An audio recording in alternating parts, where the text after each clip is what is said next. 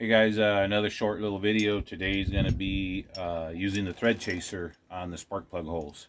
So before I started doing the bearings, I wanted to pull the spark plugs out. I had already bought new spark plugs a few months before this even happened, just to do a tune-up. Um, but when I was going to do the main bearings and stuff, I wanted to be able to turn the crank over real easy. So I pulled the plugs out so there wasn't any compression. Well, number 3 and 4 were not stripped, but there's something going on in them. I was able to, on 1 and 2, I could just break the spark plug free and then just back it out by hand, no problem. 3 and 4 were like tight the whole entire way. So, and 3 wasn't very tight to begin with. Like when I went to loosen it, it turned real easy. But then it just backed out all the way. Very, I couldn't do it by hand. I had to use a ratchet the whole entire way. So I bought a thread chaser, and I bought the performance tool. Got this at O'Reilly's for like 11-12 bucks, and it's for the 14 millimeter 1.25 threads. What I kind of liked about this was some of these you can buy some they have the 2 different spark plug threads on each side, so, and then you just use a tool, or I think they fit into a spark plug socket. This one, since this spark plugs are kind of recessed down in the valve cover pretty far, I like the idea that this just goes onto the extension. And I'm probably not going to use a ratchet, just because as I'm threading them in, I usually kind of like to thread in a few turns, maybe back out a half a turn, kind of just like cutting new threads. So I'm probably just going to use a little breaker bar attachment thing, so it's just a lot easier than trying to switch back and forth.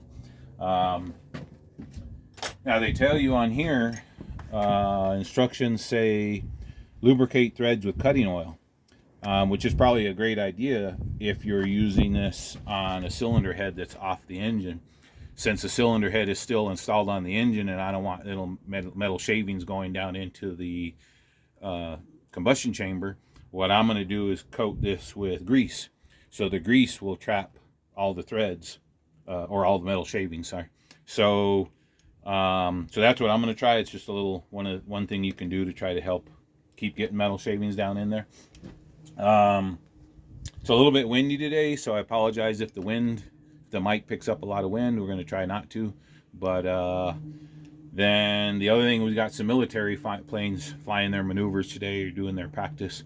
So if one happens to be flying over, we'll probably pan over and just catch that, because it's kind of cool. They fly pretty low.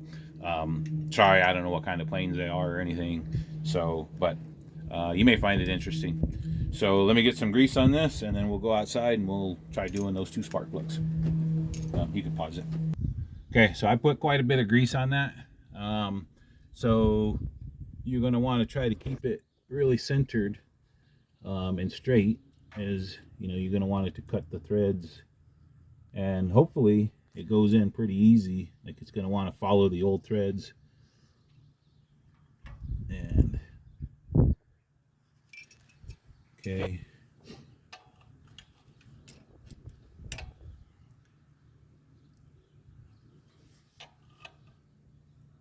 it seems to be going so far. If it's even going in yet, I don't know. Seems to be going in pretty good, but if it starts getting a little bit resistance, then that's when I'll kind of do the back and forth, or go in, kind of like to say when you're cutting new threads, you typically I like to do a couple turns in and then back it out a half a turn, or depending, it really depends on how hard it's fighting you. But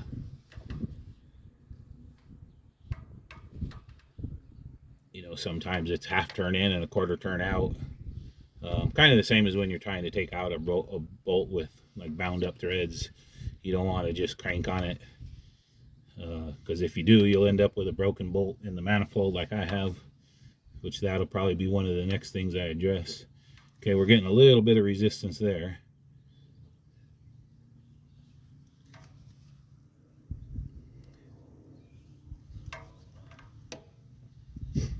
So I know the previous owner didn't do his own tune-ups, so he took this to a shop.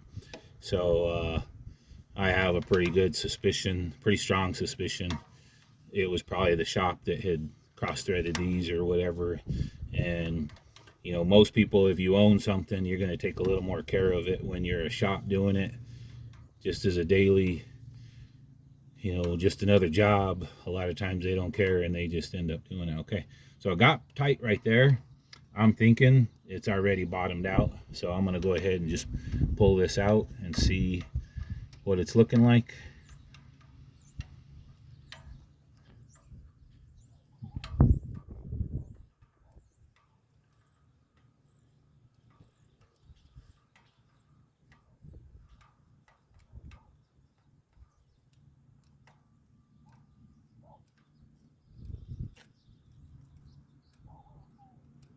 Now, normally I like to use anti-seize on my spark plug threads too, but being that this is going to be pretty well coated with grease, I don't know that that's going to be something necessary. So it actually seemed like it cut pretty good. I mean, there's a little bit of dirt.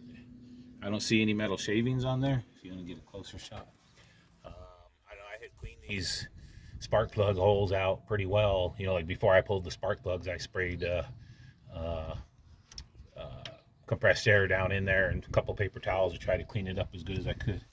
So let me, I'm gonna get a mirror and a light and take a look down in there and see what it looks like.